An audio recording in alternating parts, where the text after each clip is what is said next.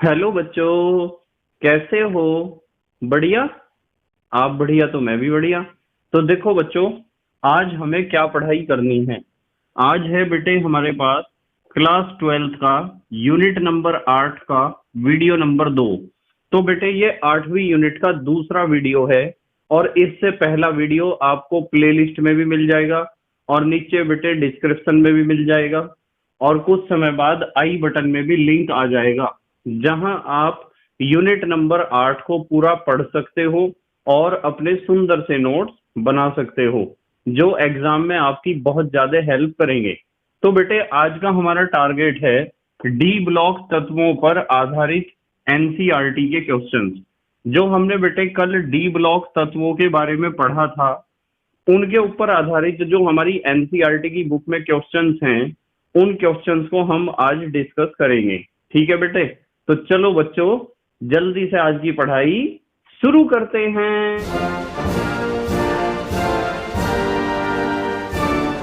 देखो बेटे, उदाहरण नंबर एक है, आप किस आधार पर कह सकते हैं कि स्कैंडियम परमाणु क्रमांक कितना होता है 21 एक संक्रमण तत्व है परंतु जिंक 30 नहीं।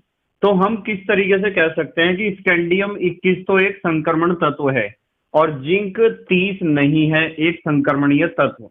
ठीक है बेटे, हम किस तरीके से कह सकते हैं इस बात को।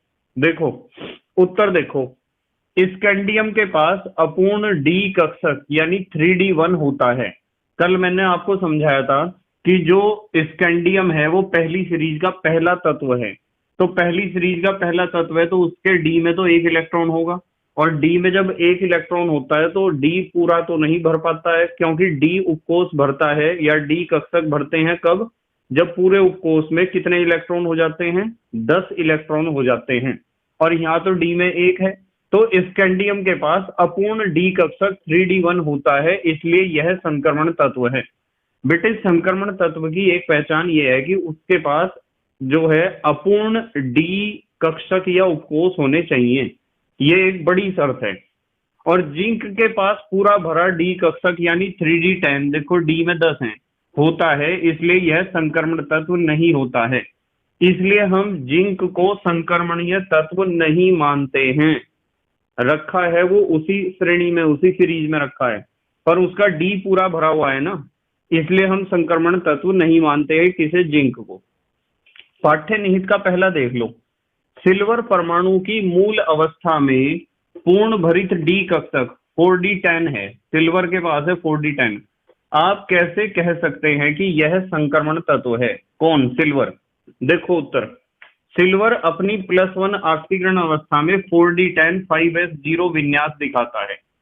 बेटे यदि +1 है तो f का एक इलेक्ट्रॉन निकल जाएगा, 4D में तो अब भी 10 है तो इसका मतलब +1 में तो हम उसे कह ही नहीं सकते कि +1 ऑक्सीकरण अवस्था में वो संक्रमण तत्व है क्योंकि डी तो पूरा भरा हुआ है अब भी।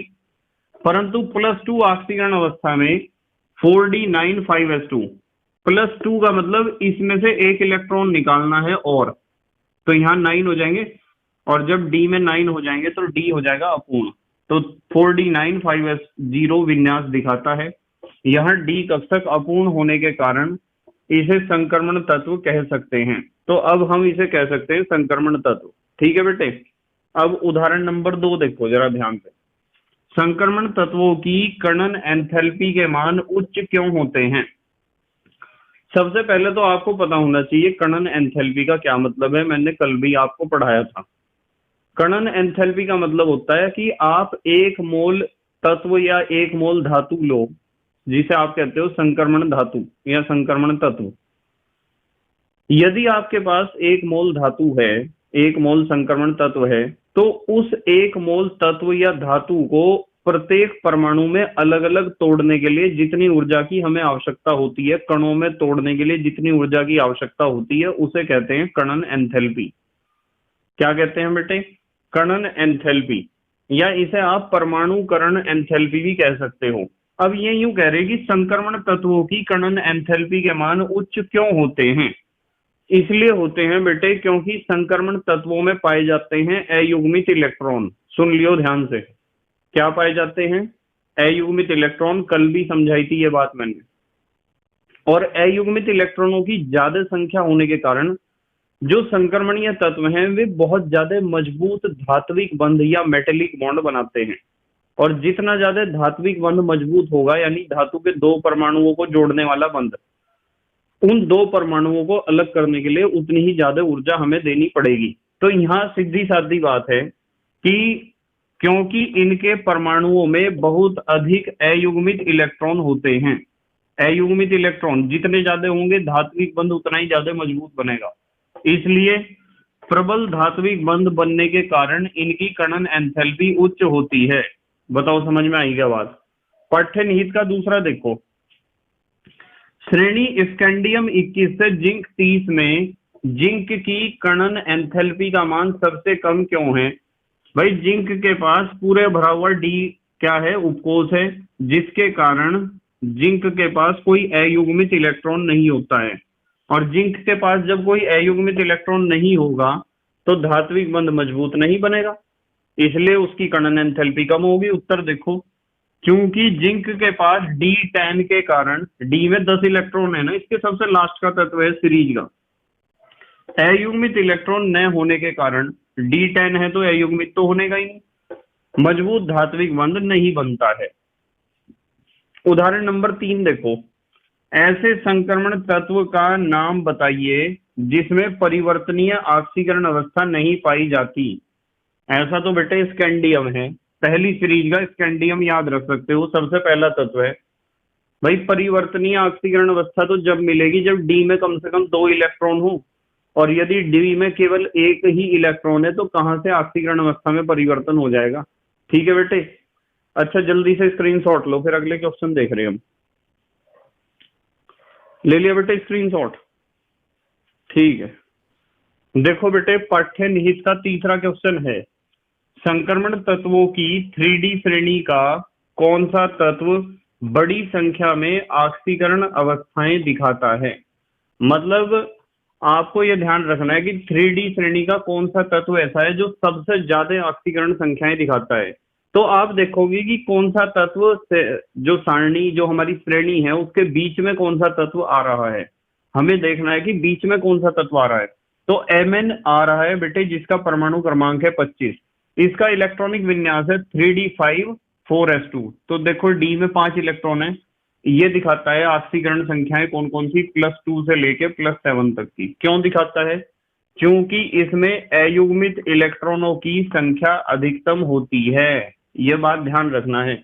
जब डी में 5 इलेक्ट्रॉन हैं तो अयुग्मित इलेक्ट्रॉन कितने होंगे? 5 के 5 अयुग्मित इलेक्ट्रॉन होंगे। ठीक है बेटे।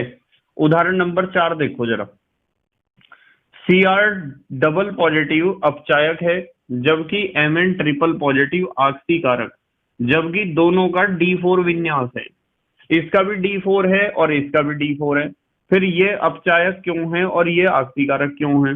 देखो यदि आप Cr डबल पॉजिटिव को देखो तो बेटे Cr डबल पॉजिटिव बदलता रहता है Cr ट्रिपल पॉजिटिव में। क्यों बदलता है? मतलब डबल पॉजिटिव ट्रिपल पॉजिटिव में बदलने का मतलब इसके ऊपर 2 इकाई धनावेश था, अब आ गया 3, यानी कि 1 इलेक्ट्रॉन और निकल रहा है। तो इसमें D4 थे, D4 में से 1 इलेक्ट्रॉन निकला तो क्या बचेगा? D3। इसका मतलब इलेक्ट्रॉन निकल रहा है, माइनस माने निकलता है, ई माने इलेक्ट्रॉन, और इलेक्ट्रॉन का निकलने का मतलब इसका खुद का होता है ऑक्सीकरण। जिसका खुद का ऑक्सीकरण होता है वो तो दूसरों के लिए अपचायक का ही काम करता है। अब सवाल बच्चों के दिमाग में आता है कि सर ये D4 से D3 क्यों हुआ, मतलब इलेक्ट्रॉन क्यों निकला है? बेटे इलेक्ट्रॉन इसलिए निकला है क्योंकि हम वैसे तो इसे 9th 9वीं यूनिट में पढ़ेंगे बहुत अच्छे तरीके से, पर फिर भी मैं थोड़ा सा हिंट यहाँ देता हूं कि हमारे पास जो है, जो बॉन्डिंग ऑर्बिटल होते हैं उन्हें कहते हैं T2G ऑर्बिटल, और T2G ऑर्बिटल क्या होता है? आधा भर जाता है ऐसा करने से। कैसा करने से? 1 इलेक्ट्रॉन और निकल जाए, यदि D4 से D3 हो जाए तो T2G ऑर्बिटल आधा भर जाता है। और आपको पता है आधे भरे हुए कक्षक या उपकोष ज्यादा स्थायी होते हैं, इसलिए इसने इलेक्ट्रॉन निकाला है, इसका खुद का हुआ है ऑक्सीकरण, तो दूसरों के लिए है क्या? अपचायक है ये। अब Mn ट्रिपल पॉजिटिव बदलता है Mn डबल पॉजिटिव में, यानी कि क्या होता है, इसमें एक इलेक्ट्रॉन जुड़ता है D4 से होता है D5। D4 से D5 तो आपके समझ में आ रहा होगा कि क्यों हुआ, आपको पता चल रहा होगा कि जब D में 5 इलेक्ट्रॉन होंगे तो स्थायित्व आ जाता है, तो इसलिए इसमें इलेक्ट्रॉन जुड़ा है तो इसका खुद का होता है अपचयन, और जब इसका खुद का अपचयन हो रहा तो दूसरों के लिए तो आस्ती कारक का काम करेगा ही बेटे। तो हम क्या लिखेंगे, लैंग्वेज यदि लिखनी है हम लिखेंगे क्रोमियम डबल पॉजिटिव अपचायक है, क्योंकि यह D4 से D3 में बदलता है, जिससे अर्धभरित T2G प्राप्त होता है। T2G जो है बॉन्डिंग ऑर्बिटल होते हैं, मैं 9वीं यूनिट में इसे एक्सप्लेन करूंगा, यूनिट 9 में लिख दिया मैंने यहाँ। दूसरी ओर Mn ट्रिपल पॉजिटिव एक आक्सीकारक है, क्योंकि यह D4 से D5 में बदलता है, जिससे स्थायित्व प्राप्त होता है। आपको पता है D में यदि 5 इलेक्ट्रॉन होंगे तो आधा भरेगा, और आधे भरे हुए उपकोष ज्यादा स्थायी होते हैं और पूरे भरे हुए ज्यादा स्थायी होते हैं। अब पाठ्य नीति का चौथा देखो क्वेश्चन, कॉपर के लिए मानक इलेक्ट्रोड विभव का मान धनात्मक प्लस 0.34 वोल्ट है, इसके संभावित कारण क्या हैं कि कॉपर के लिए इलेक्ट्रोड विभव का मान पॉजिटिव क्यों है। उत्तर देखो, इंपॉर्टेंट क्वेश्चन है, ध्यान से देखो जरा। किसी धातु के लिए मानक इलेक्ट्रोड विभव का मान निम्न 3 कारकों पर निर्भर करता है। किस किस चीज पर निर्भर करता है बेटे? Number 1 Karnan enthalpy delta AH, यानी एटोमाइजेशन एंथैल्पी कहते हैं। ए का मतलब एटोमाइजेशन या परमाणुकरण या कर्णन। एक तो कर्णन एंथैल्पी पे डिपेंड करता है बेटे डेल्टा AH पे, एक आयनन एंथैल्पी पे डिपेंड करता है आयनाइजेशन एंथैल्पी डेल्टा IH, और एक जलयोजन एंथैल्पी यानी हाइड्रेशन एंथैल्पी पे डेल्टा HH। इन 3 चीज पे डिपेंड करता है बेटे कौन? इलेक्ट्रोड विभव, यह है मानक इलेक्ट्रोड विभव E0। अब कैसे निर्भर करता है वो मैं समझा रहा, ध्यान से समझियो। जैसे मैं आपको कह दूं कि कॉपर ठोस अवस्था में है और आप उसे दोगे ऊर्जा, ध्यान से समझियो, ये प्लस माने हम ऊर्जा दे रहे हैं, कौन सी?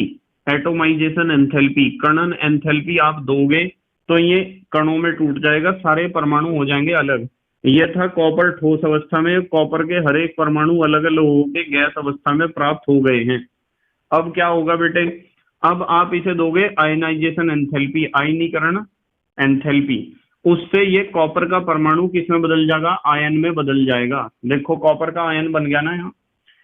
और फिर क्या होगा कि वो कॉपर का आयन जब पानी में घुलेगा तो पानी में घुलने से बहुत ज्यादा क्या निकलेगी? ऊष्मा या ऊर्जा निकलेगी।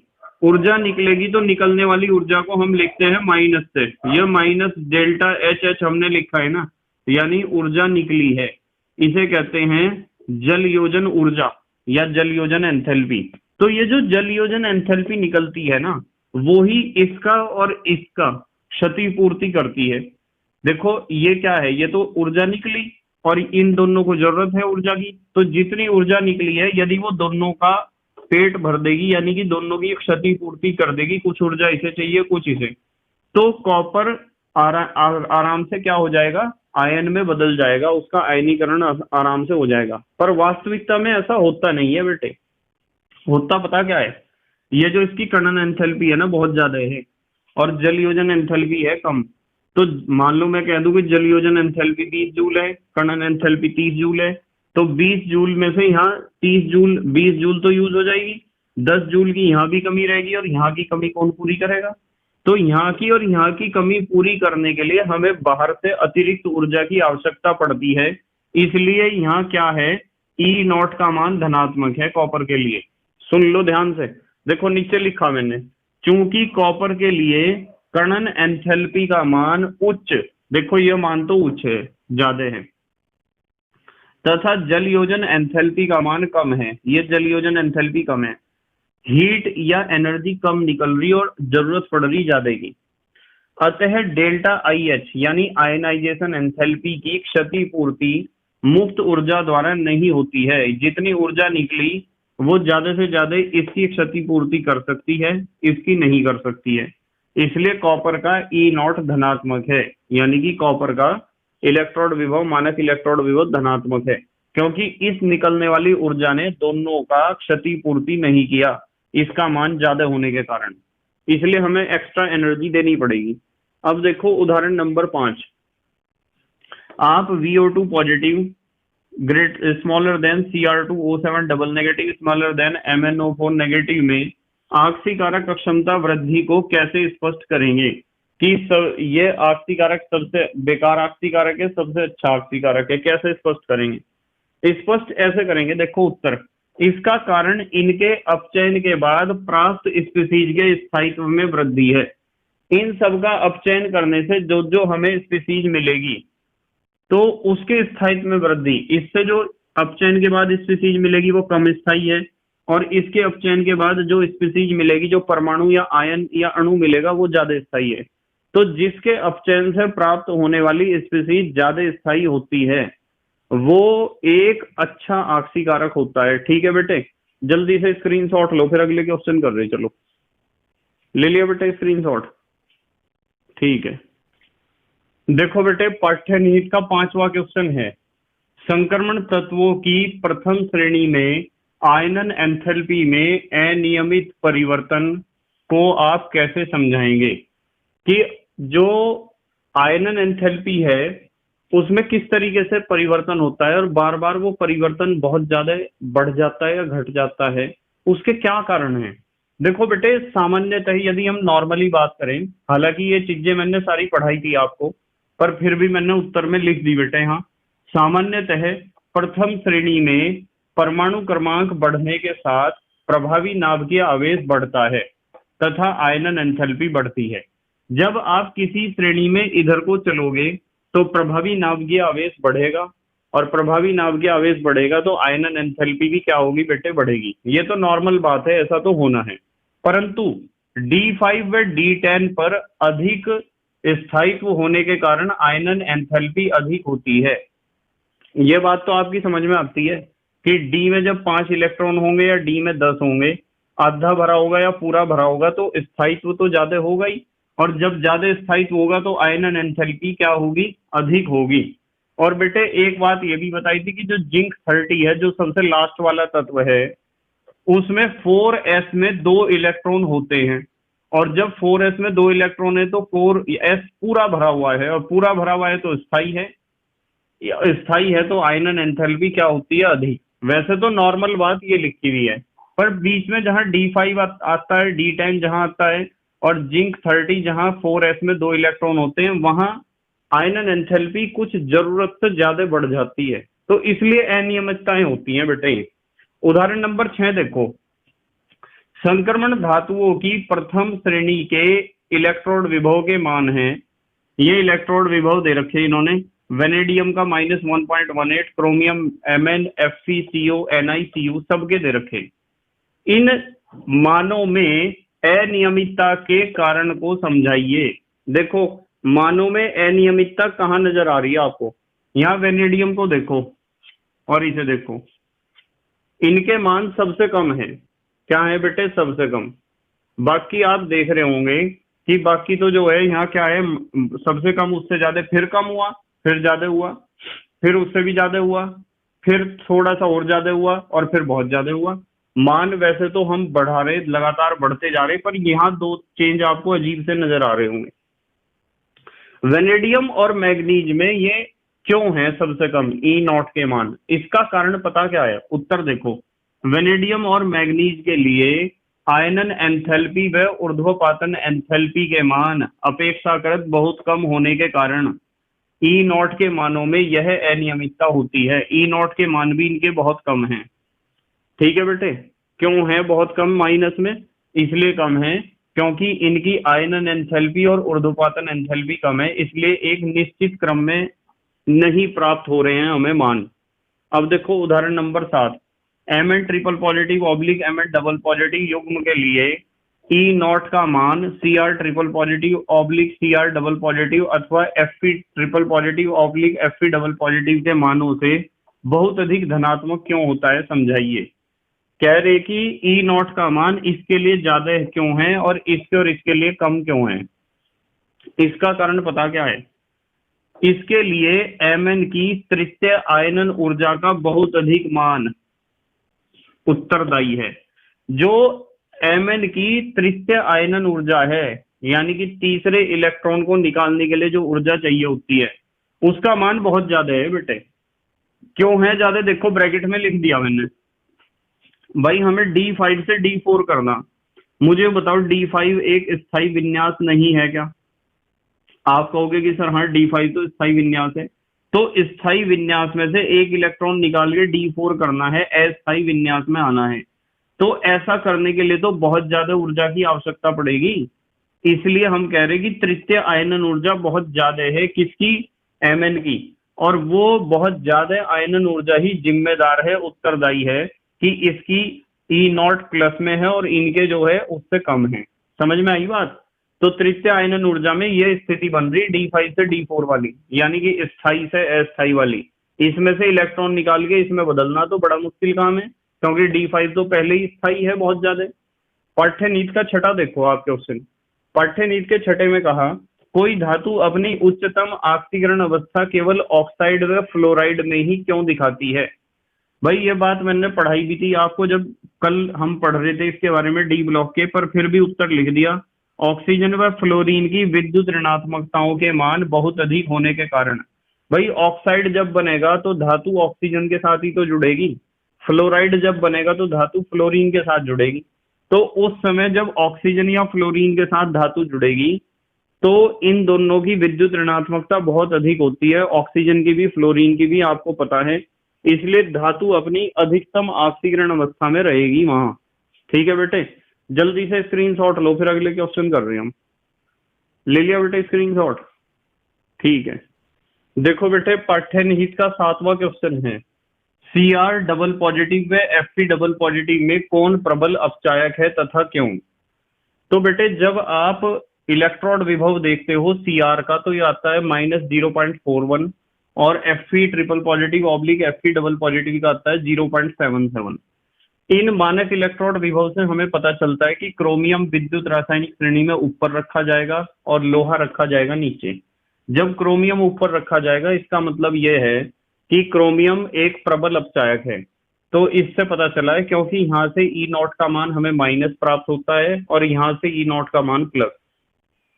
तो E0 के मानों से पता चलता है कि Cr डबल पॉजिटिव प्रबल अपचायक है। ठीक है बेटे, उदाहरण नंबर 8, जलीय विलयन में द्विसंयोजी आयन के चुंबकीय आघूर्ण की गणना कीजिए यदि इसका परमाणु क्रमांक 25 है। बहुत इंपॉर्टेंट क्वेश्चन है, पेपर में आता है। देखो 25 परमाणु क्रमांक का इलेक्ट्रॉनिक विन्यास हमने लिख दिया, 1s2 2s2 2p6 3s2 3p6 4s2 3d5। अब हमें बनाना है डबल पॉजिटिव। ये लिखा है +2, क्या लिखा है यहाँ? +2 लिख दो या 2 बार प्लस लिख दो, एक ही बात है। तो 2 इलेक्ट्रॉन यहां से निकलेंगे चौथी कक्षा के एस में से, और ये 3d5 जो का तू है। डी में 5 इलेक्ट्रॉन भरोगे तो पांचों के पांचों अयुग्मित इलेक्ट्रॉन हैं। अयुग्मित इलेक्ट्रॉनों की संख्या कितनी है? 5। फार्मूला आपको बताई है, आघूर्णता कैसे लगता है? √n × n+2।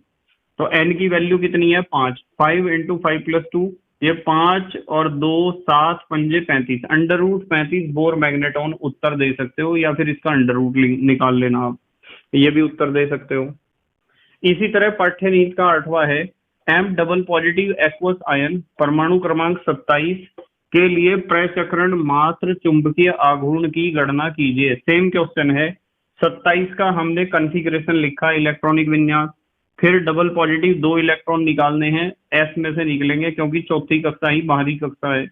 यहाँ बचेगा 3d7, और डी में जब 7 इलेक्ट्रॉन भरोगे तो 1 2 3 4 5 फिर 6 7, तो अयुग्मित इलेक्ट्रॉन कितने आए? 3, n बराबर 3, म्यू = √n × n+2, 3 × 3+2, 3 और 2 5 3 15, √15 बोर मैग्नेटॉन उत्तर दे सकते हो, या फिर इसे दे दो आप उत्तर। अभ्यास का ये उदाहरण का 9वां क्वेश्चन देखो। उदाहरण के 9वें क्वेश्चन में कहा, ऑक्सीकरण अवस्था के असमानुपातन का क्या अर्थ है? बहुत इंपॉर्टेंट क्वेश्चन है, एक उदाहरण दीजिए। बेटे असमानुपातन ऑक्सीकरण संख्या में पता क्या देखते हैं? देखो उत्तर देखो, जब एक विशिष्ट ऑक्सीकरण अवस्था अपने से कम व अधिक ऑक्सीकरण अवस्थाओं में अधिक स्थायी होती है, मतलब ये है कि वो जितनी ऑक्सीकरण अवस्था है वो अपने से कम वाले में और ज्यादा वाले में ज्यादा स्थायी होती है, तो उसे कहते हैं असमानुपातन। जैसे इस रिएक्शन को देखो, 3MnO4 double negative plus 4H positive is equal to 2MnO4 negative plus MnO2 plus 2H2। इस रिएक्शन में Mn की ऑक्सीकरण संख्या +6 है। +6 से ज्यादा कितनी है? +7। और +6 से कम कितनी है? +4। तो ये Mn जो है अपनी ऑक्सीकरण संख्या से ज्यादा और कम में ज्यादा स्थायी है। +6 से ज्यादा +7 है, +6 से कम +4 है। तो यहाँ ज्यादा स्थायी नहीं है, इनमें ज्यादा स्थायी है, इसीलिए रिएक्शन हुआ है। तो इसे कहते हैं असमानुपातन। किसमें? ऑक्सीकरण अवस्था में। ठीक है। अच्छा, पाठ्यनीति का 9वां क्वेश्चन देखो। Cu पॉजिटिव आयन जलीय विलयन में स्थायी क्यों नहीं है? क्योंकि बेटे जो Cu पॉजिटिव आयन है ना, उसे जब आप जल में घोल देते हो तो वो Cu डबल पॉजिटिव और Cu में टूट जाता है। यहाँ Cu पॉजिटिव का ऑक्सीकरण संख्या +1 है, Cu डबल पॉजिटिव पे +2 है और Cu पे 0 है। तो +1 से ज्यादा +2 और +1 से कम 0। तो क्या हुआ बेटे कि जो पहली इसकी ऑक्सीकरण अवस्था है उसमें तो ये कम स्थायी है, और अपने से ज्यादा और कम वाली ऑक्सीकरण अवस्था में अधिक स्थायी है। तो ये भी तो एक प्रकार की असमानुपातन है। तो जो कॉपर का आयन है Cu पॉजिटिव, वो जलीय विलयन में ये वाली असमानुपातन अभिक्रिया दिखाता है कि वो ज्यादा स्थायी होता है या तो इसमें या तो इसमें। जब ज्यादा स्थायी इस अवस्था में और इस अवस्था में, तभी तो उसने अपनी पहली अवस्था को इन अवस्थाओं में बदल लिया और असमानुपातन अभिक्रिया दिखाई। इसलिए हम कहेंगे कि Cu पॉजिटिव आयन जलीय विलयन में स्थायी नहीं होता है। ठीक है बेटे, स्क्रीनशॉट लेंगे हमारे देश के प्यारे प्यारे बच्चे, जल्दी से ले लिया बेटे स्क्रीनशॉट? ठीक है। तो बेटे मुझे उम्मीद है कि आज के क्वेश्चंस आपके समझ में आए होंगे। यदि आपने कल का वीडियो देखा है, आपने डी ब्लॉक तत्वों को यदि ढंग से पढ़ा है, तो ये क्वेश्चन भी आपके समझ में आ जाएंगे बहुत अच्छे तरीके से। उसे पढ़ना बहुत जरूरी है बेटे। ठीक है। तो मैं बार बार आपको कहता हूँ बेटे, प्लेलिस्ट के अनुसार पढ़ा करो, एक निश्चित क्रम में पढ़ा करो और अपने नोट्स बनाया करो। ठीक है। Thank you very much for watching this video. Okay, bye.